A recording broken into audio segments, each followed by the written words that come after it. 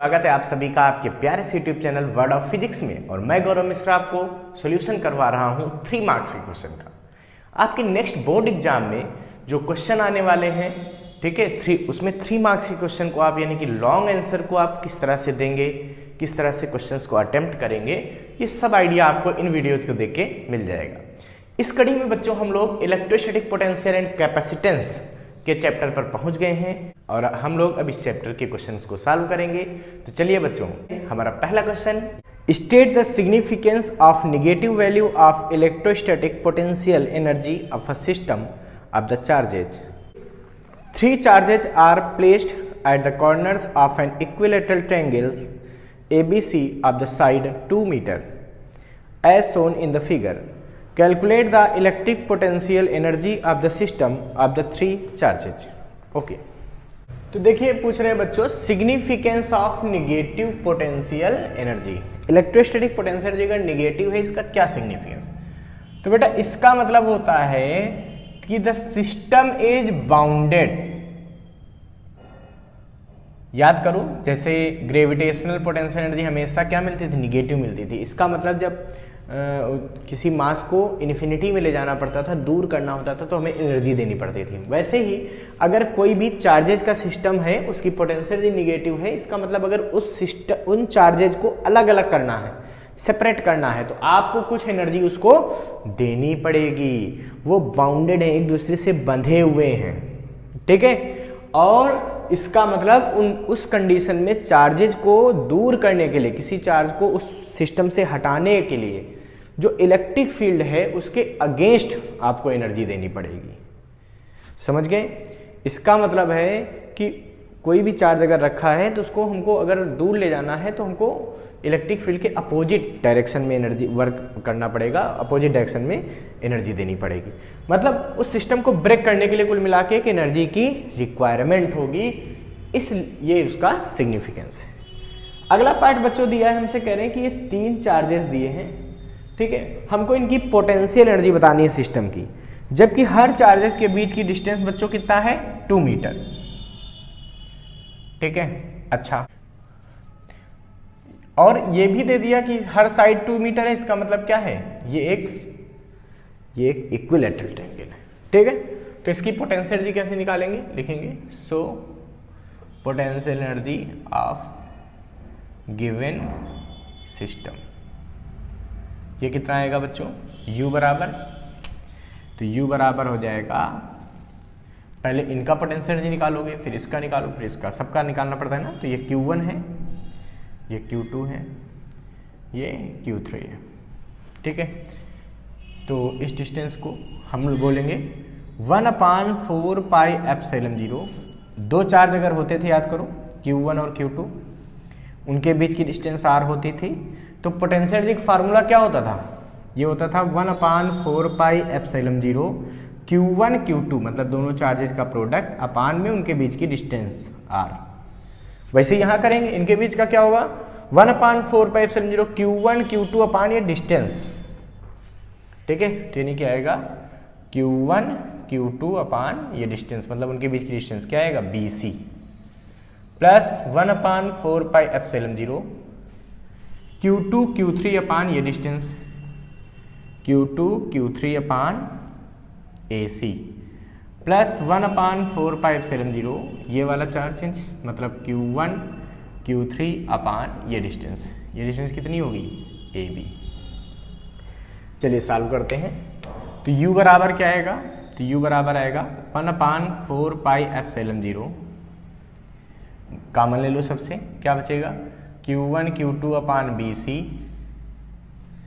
Plus Q2 Q3 अपान AC plus Q3 Q1 अपान AB। सारी value put कर दो बच्चों। देखो बच्चों, Q1 दिया है -4 माइक्रो कूलाम, तो जब माइक्रो कूलाम को कूलाम में बदलोगे तो क्या आएगा? -4 × 10⁻⁻6 कूलाम। माइक्रो जब हटता है तो -6 आ जाता है। ऐसे Q2 दिया है +2 माइक्रो कूलाम, यानी कि क्या आएगा? +2 × 10⁻6 कूलाम। जब इसमें बात करोगे Q3 हमें निकालना है तो क्या आएगा? ये आएगा 4 × 10⁻6 कूलाम, ऐसा कुछ। सारी वैल्यू यहाँ पुट कर दीजिए, तो हमें क्या मिलेगी बच्चों? देखो u की वैल्यू मिल जाएगी 1/4πε0, तो होता है 9 × 10⁹, ये तो फिक्स होता है कांस्टेंट है, इसको याद रखो। Q1 Q2, Q1 कितना है -4 × 10⁻⁻6 इंटू Q2 कितना है भाई 2 × 10⁻⁻6 अपान BC की वैल्यू कितनी है 2 मीटर यानी कि 2 प्लस Q2 कितना है भाई 2 × 10⁻⁻6 Q3 4 × 10⁻⁻6 अपान AC, ये वाला AC ये है 2 मीटर प्लस Q3 कितना है भाई ये 4 × 10⁻⁻6 Q1 कितना है भाई -4 × 10⁻⁻6 अपान इनके बीच की डिस्टेंस ये है 2 मीटर। ये बन गया बच्चों, बहुत बढ़िया। ये ऐसे ब्रैकेट ध्यान रखना, ठीक है कि ये वाला सेपरेट है, अलग है, और ये वाला है। अब देखो बच्चों इसको सॉल्व करते हैं, तो u बराबर क्या आएगा बताओ 9 × 10⁹ अपान 2 सब में है, बाहर ले लें, बिल्कुल ले सकते हैं।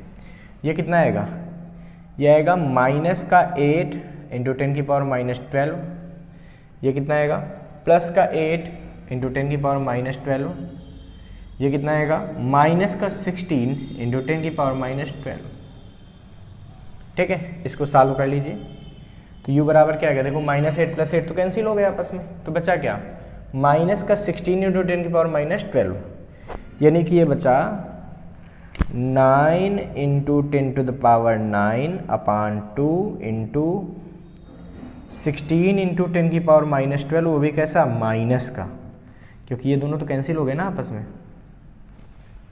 प्लस माइनस के इक्वल थे कट गए, तो ये बचेगा, ये माइनस पहले लग गया मल्टीप्लाई होने के बाद।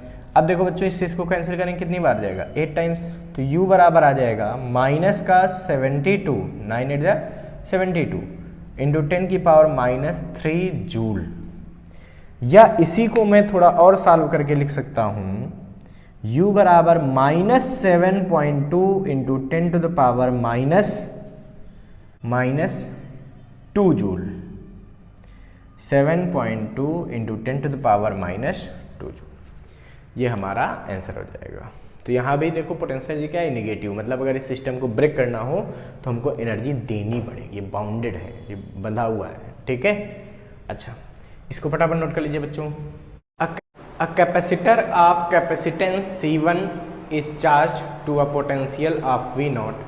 On disconnecting with the battery, it is connected with an uncharged capacitor of capacitance C2 as shown in the adjoining figure. Find the ratio of energies before and after the connection of switch S. तो देखिए बच्चों इस question में हमसे कह रहे हैं कि एक C1 कैपेसिटी का कैपेसिटर है जिसको V0 बैटरी से चार्ज किया गया। इसका मतलब शुरुआत की कंडीशन में ऐसे कहीं C1 लगा होगा जिसको हमने चार्ज किससे किया होगा V0 बैटरी से।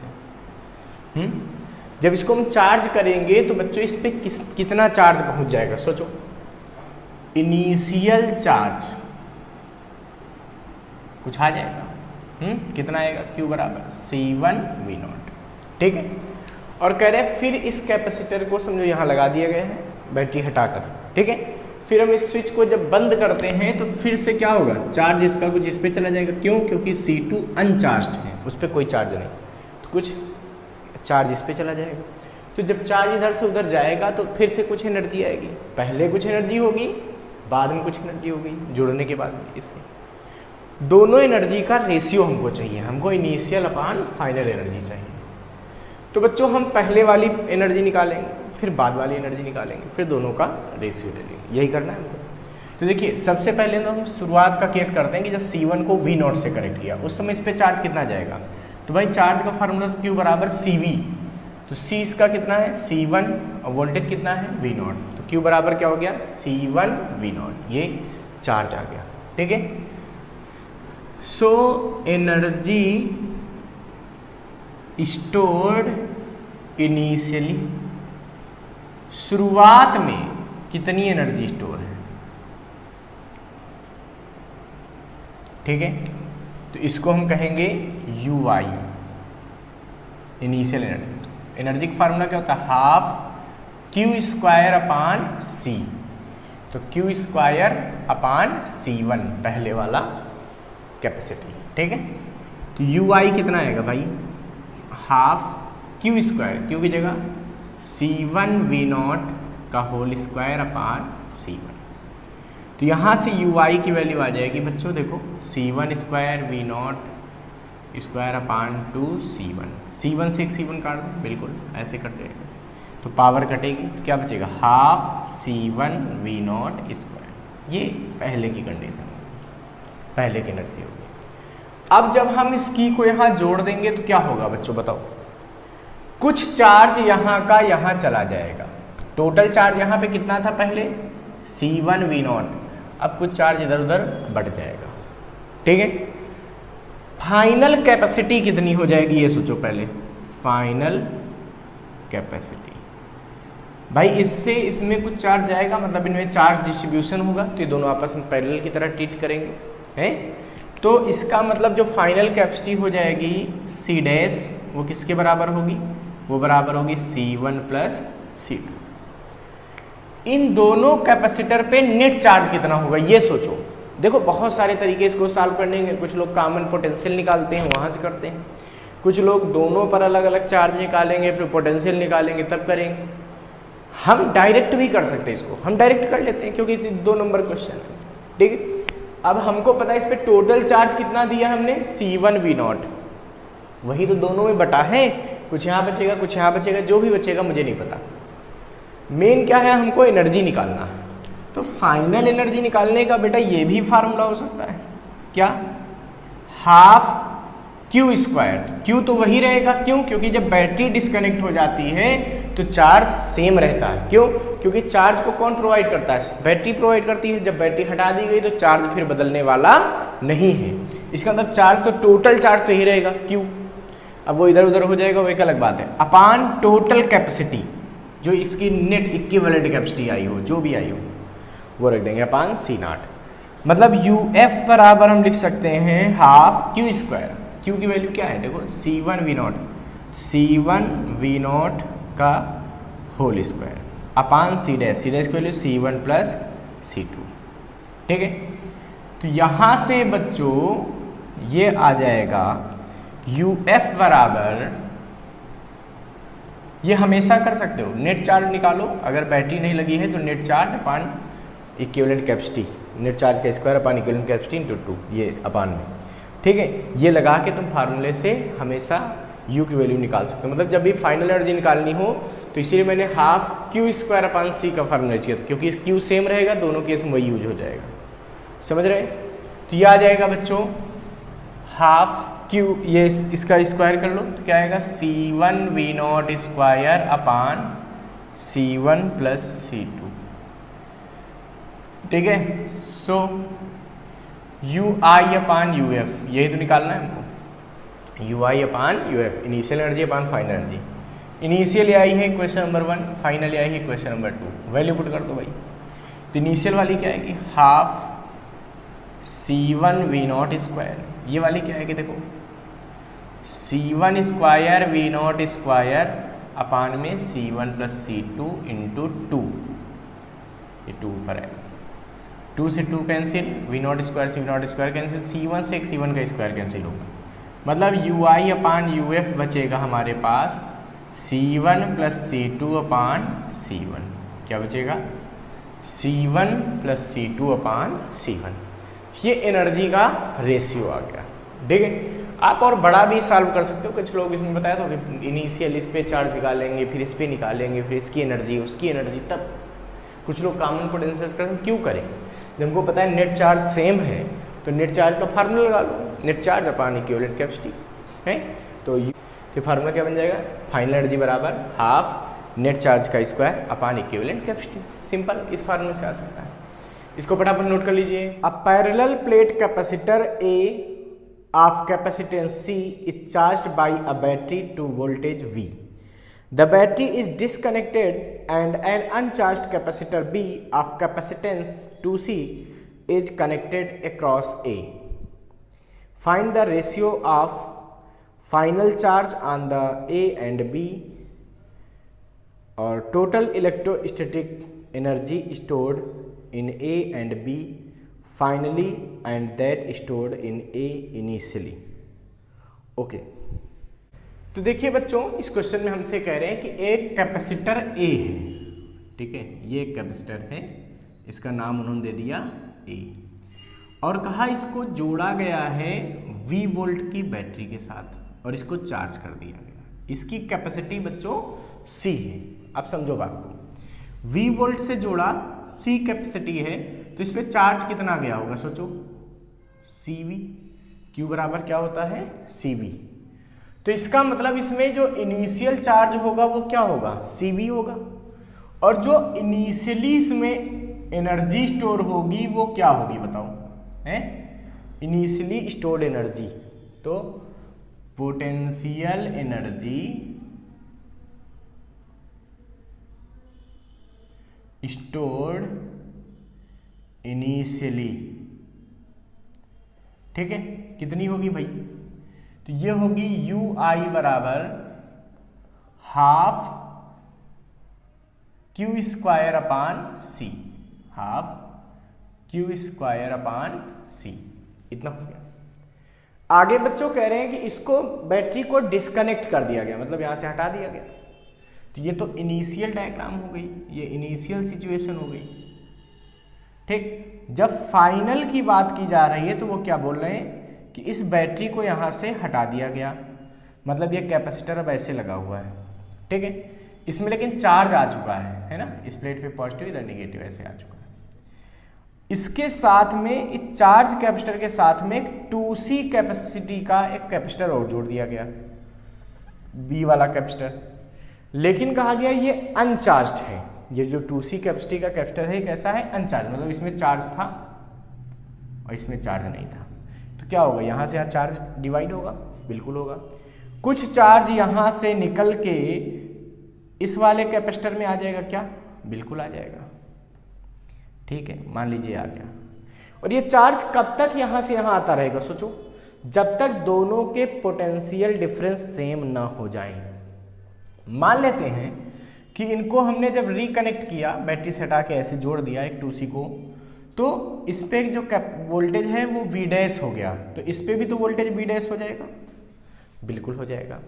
अब मान लेते हैं इस सिचुएशन में इसमें चार्ज बचा QA और इसमें चार्ज क्या बचा है, QB। तो इसका पोटेंशियल डिफरेंस और इसका पोटेंशियल डिफरेंस सेम होगा। तो इन फाइनल सिचुएशन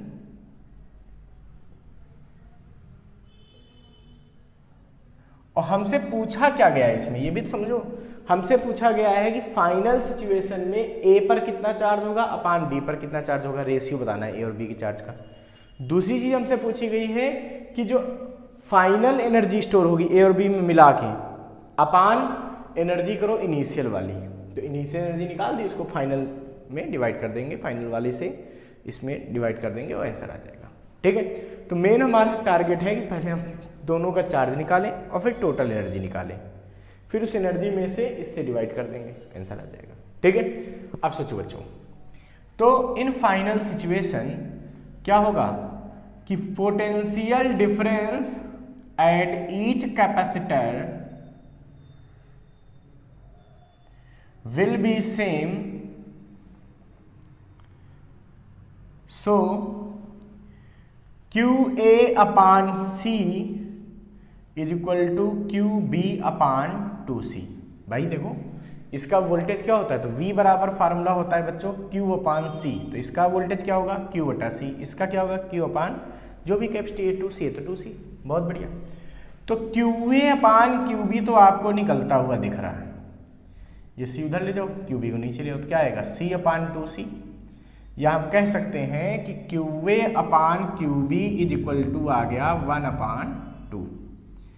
ये तो रेशियो आ गया क्या, चार्जेस का, जो फाइनल चार्ज A और B पर होंगे उसका रेशियो आ गया। अगली चीज हमसे पूछी जा रही है कि फाइनल एनर्जी अपान इनिशियल एनर्जी। तो पहला हम काम करेंगे कि फाइनल पोटेंशियल एनर्जी निकालेंगे, तो लिखेंगे यहां पर पोटेंशियल एनर्जी स्टोर्ड फाइनली। तो देखो फाइनल कंडीशन में अगर बात करो तो इस कॉम्बिनेशन की नेट कैपेसिटी कितनी बन गई है, C प्लस C 2C, यानी कि कितनी बन गई है 3C। और नेट चार्ज कितना है दोनों को अगर हम मिला दें तो QA और प्लस QB जब भी करोगे तो वो नेट चार्ज किसके बराबर आएगा, Q। क्यों? क्योंकि जो टोटल चार्ज था वही तो यहाँ डिवाइड हुआ था, यहाँ कोई बैटरी तो लगी नहीं थी जिसने अलग से चार्ज दे दिया होगा।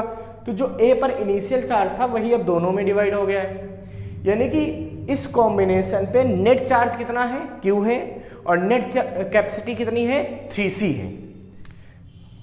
ठीक है, तो इसकी जो पोटेंशियल एनर्जी आएगी फाइनल कंडीशन में, ठीक है, UF से लिख रहा हूं, तो ये बराबर आएगी half Q square, net charge का स्क्वायर, अपान नेट कैपेसिटी। नेट कैपेसिटी कितनी है, C प्लस 2C, यानी कि आ जाएगा half Q square upon 3C। बहुत बढ़िया। हमको तो बच्चों रेशियो चाहिए, तो अकॉर्डिंग टू प्रॉब्लम क्या आएगा भाई, यह आएगा UF अपान UI। तो क्या आएगा बताओ, half Q square upon 3C, और अपान में आएगा तो ये पलट के ऊपर चला जाएगा, यानी कि Q स्क्वायर अपान 2C। देखो C2 ये कट गए, Q स्क्वायर कट गया, तो क्या आ गया 1/3। So the ratio of final potential energy to initial as, तो UF अपान UI कितना आ गया, ये आ गया 1/3। बहुत बढ़िया। और QA अपान QB कितना आ गया बच्चों, 1/2। तो ये हमारे आंसर हो गए, इनको फटाफट नोट कर लीजिए बच्चों। Two identical point charges located at points 0, 0 and A, 0. Is there is a point on the line joining them at which the electric field is 0? Is there a point on the line joining them at which the electrostatic potential is 0? Justify your answers for each case. तो देखिए बच्चों, इस question में हमसे कह रहे हैं कि दो आइडेंटिकल चार्ज हैं और वो प्रेजेंट हैं। कहाँ प्रेजेंट है बच्चों? तो पहले तो आइडेंटिकल चार्ज है, मतलब एक चार्ज अगर Q है, ठीक है, 32 का B क्वेश्चन हम लोग सॉल्व कर रहे हैं फर्स्ट पार्ट इसमें। तो इसमें कह रहे हैं कि दो आइडेंटिकल चार्ज, मतलब एक चार्ज अगर Q है तो दूसरा भी चार्ज Q होगा, मतलब एक अगर प्लस Q है तो दूसरा भी प्लस Q, तब तो आइडेंटिकल होंगे, एक जैसे होंगे। ये दो पॉइंट चार्जेज हैं मान लीजिए। अब वो कह रहे हैं एक प्रेजेंट होता, मान लीजिए ऐसा दो पॉइंट चार्ज। अब कह रहे एक प्रेजेंट है A, 0 पर और एक प्रेजेंट है 0, 0 पर। तो बच्चे तो 0, 0 मतलब ओरिजिन, ये ओरिजिन मान लेते हैं, तो ये 0, 0 एक यहाँ प्रेजेंट है। एक प्रेजेंट है A, 0 पर, तो ये है A, 0। भाई x एक्सिस पे A, y एक्सिस पे गए नहीं, y एक्सिस की वैल्यू 0, यहाँ प्रेजेंट है। मतलब एक चार्ज यहाँ पे है प्लस Q और एक चार्ज यहाँ पे है प्लस Q। हमसे कह रहे हैं कि बताओ कि क्या कोई ऐसा पॉइंट हो सकता है जहां पे इलेक्ट्रिक फील्ड 0 होगी? बिल्कुल हो सकता है। क्यों? क्योंकि हमको पता है अगर दो पॉजिटिव चार्ज होते हैं तो बीच में ऐसा कोई पॉइंट जरूर होता है उनको जोड़ने वाली लाइन पे जहां इलेक्ट्रिक फील्ड 0 होती है, ठीक है। और अगर एक प्लस और एक माइनस होते हैं, ठीक है, अनइक्वल चार्ज मतलब अनइक्वल अमाउंट के, तो उनको जोड़ने वाली लाइन पे बाहर इलेक्ट्रिक फील्ड कहीं 0 होती है। ये आपको मैंने पहले भी समझा रखा है, तो याद रखिए कि अगर दो पॉजिटिव चार्ज हैं तो बीच में ऐसा कोई पॉइंट जरूर मिलेगा जहां इलेक्ट्रिक फील्ड 0 होगी। अब मान लेते हैं, हम कहते हैं ये पॉइंट P है जहां इलेक्ट्रिक फील्ड 0 है। ये पहला चार्ज O, ये दूसरा चार्ज O डैश, ठीक है। तो P पॉइंट पे हम नेट इलेक्ट्रिक फील्ड को 0 मान लेते हैं। पहले हम पता करेंगे P पॉइंट कहाँ होगा। देखो बेटा, ये डिस्टेंस मान लीजिए R है, ठीक। ये टोटल डिस्टेंस कितनी होगी? ये 0, 0, ये A, 0, तो डिस्टेंस हो गई A। देखो 0 से A तक गए x एक्सिस में, तो ये A हो गई। तो इधर वाली ये डिस्टेंस क्या हो जाएगी? A minus R। वैसे तो मैं आपको बता दूं कि जब आइडेंटिकल चार्ज होंगे तो ऐसा पॉइंट बीचों बीच में होता है, मतलब A/2 डिस्टेंस पे इलेक्ट्रिक फील्ड 0 होगी। बट हम यहाँ निकाल के दिखाएंगे क्योंकि 5 नंबर क्वेश्चन है, उसमें थोड़ा आपको सॉल्व भी करना चाहिए, ठीक है। अब बच्चों हम लिखेंगे यहाँ पे कि प्लस Q चार्ज की वजह से इलेक्ट्रिक फील्ड किधर होगी? बताओ। प्लस Q चार्ज की वजह से इलेक्ट्रिक फील्ड क्या होती है? आउटवर्ड। पॉजिटिव चार्ज से इलेक्ट्रिक फील्ड हमेशा आउटवर्ड। जैसे ये पॉजिटिव चार्ज है, यहाँ इलेक्ट्रिक फील्ड लेना हो इधर, यहाँ इलेक्ट्रिक फील्ड लेना हो इधर, यहाँ लेना हो इधर, यहाँ लेना हो इधर, मतलब बाहर की तरफ हमेशा होने वाली, ठीक है। ये याद रखिएगा कि पॉजिटिव चार्ज से इलेक्ट्रिक फील्ड हमेशा किधर होती है, आउटवर्ड होती है। तो यहाँ पॉजिटिव चार्ज है, इसकी वजह से इलेक्ट्रिक फील्ड यहाँ पे किधर होगी, आउटवर्ड, मतलब इस तरफ, ये आ गई E1। ये पॉजिटिव चार्ज है, इसकी वजह से यहाँ इलेक्ट्रिक फील्ड क्या होगी, इधर इस साइड आउटवर्ड। ओके, ये हो गया E2। ठीक है, अब यहां पे हम लिखेंगे क्या, electric field intensity at P due two plus Q charge at O की वजह से इलेक्ट्रिक फील्ड इंटेंसिटी मतलब E1 निकालने जा रहे हैं हम लोग। ठीक है, ये E1 E2 विद डायरेक्शन आप लिख सकते हो। इसका जब मैग्नीट्यूड निकालोगे तो क्या निकलेगा, तो ये निकलेगा E1 इज इक्वल टू, क्या होता है फार्मूला भाई, KQ/R²। देखो अगर कोई Q चार्ज रखा है और R डिस्टेंस पे इलेक्ट्रिक फील्ड निकाल रहे हो तो फार्मूला होता है KQ/R², जहां K कांस्टेंट होता है। जब चाहो K की वैल्यू 1/4πε0 भी आप रख सकते हो।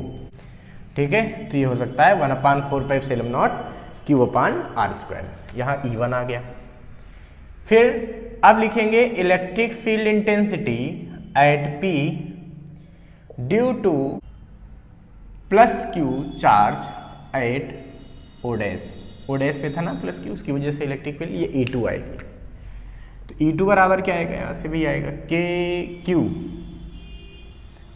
डिस्टेंस के स्क्वायर। वो डिस्टेंस कितनी है देखो भाई, यहां से डिस्टेंस कितनी है इसकी, तो A माइनस आर का होल स्क्वायर हो गया। ठीक है, if electric field intensity at P is 0 then, तो क्या आएगा बच्चों, तो नेट इलेक्ट्रिक फील्ड कैसे निकलेगा बताओ, E1 माइनस E2। देखो जब दो वेक्टर अपोजिट डायरेक्शन में होते हैं तो उनका रिजल्टेंट एक दूसरे को घटा कर आता है, सब्ट्रैक्ट करके आता है, सब्ट्रैक्ट कर दिया तो E तो 0 कर देना, ये नेट वाली है, तो E1 माइनस E2। इससे हमको पता चल रहा है कि E1 बराबर किसके हो जाएगा, E2 के। वैल्यू पुट कर दो। E1 क्या है भाई, KQ/R², उधर क्या है KQ/A माइनस आर का whole square.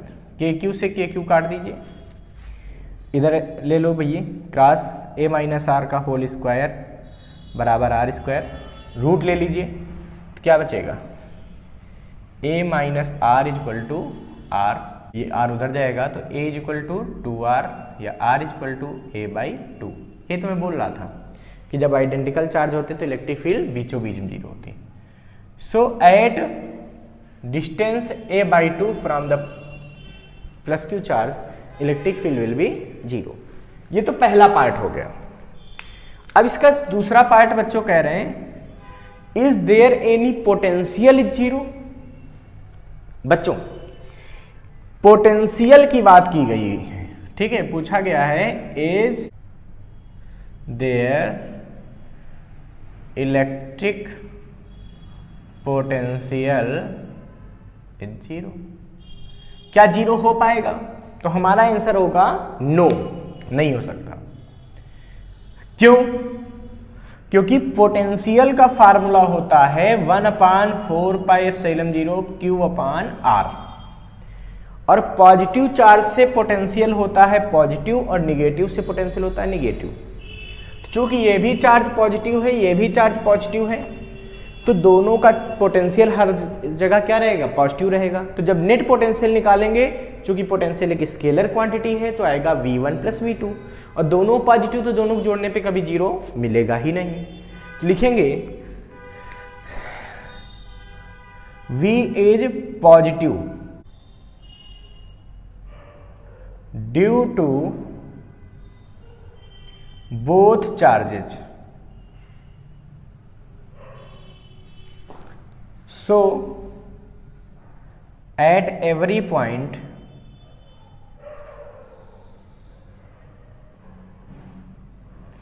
we get positive potential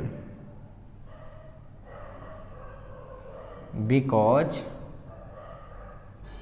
V net बराबर आएगा V1 प्लस V2, और ये हमेशा दोनों क्या रहेंगे, पॉजिटिव रहेंगे, इसलिए हमको हमेशा पॉजिटिव मिलेगा, क्योंकि पोटेंशियल क्या है बच्चों, एक स्केलर क्वांटिटी है। वेक्टर होती तो फिर हमको सोच सकते थे इलेक्ट्रिक फील्ड की तरह, बट स्केलर है, इस वजह से पोटेंशियल हर जगह पॉजिटिव मिलने की वजह से जुड़ जाएगा, तो नेट पोटेंशियल कभी भी जीरो नहीं मिलेगा। इसको फटाफट नोट कर लीजिए बच्चों।